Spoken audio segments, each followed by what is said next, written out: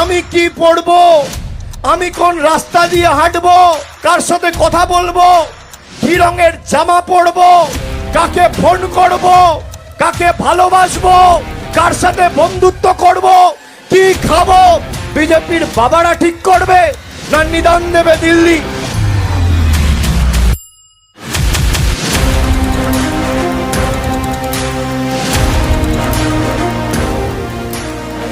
কালকে প্রধানমন্ত্রী এসে মালদায় বলেছে পাল্টানো দরকার, তাই নাকি বিজেপি সরকার বাংলার মানুষকে পাল্টাতে চাইছে।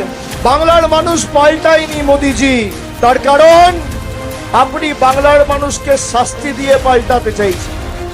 পাল্টানো দরকার, পরিবর্তন দরকার। পরিবর্তন হবে আপনাদের।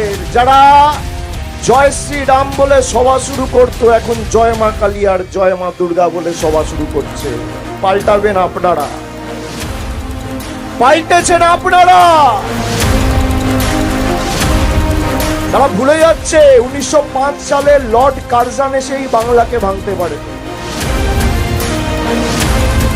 দেশের রাজধানী কলকাতা থেকে দিল্লি তুলে নিয়ে যেতে বাধ্য হয়েছিল, কিন্তু তাও বাংলার মধ্যে বিভাজনের রাজনীতি, সাম্প্রদায়িকতার বীজ বপন করতে পারেনি লর্ড কার্জন। দেশের প্রধানমন্ত্রী আর নরেন্দ্র মোদী আর অমিত শাহ তো কোন ছাড়।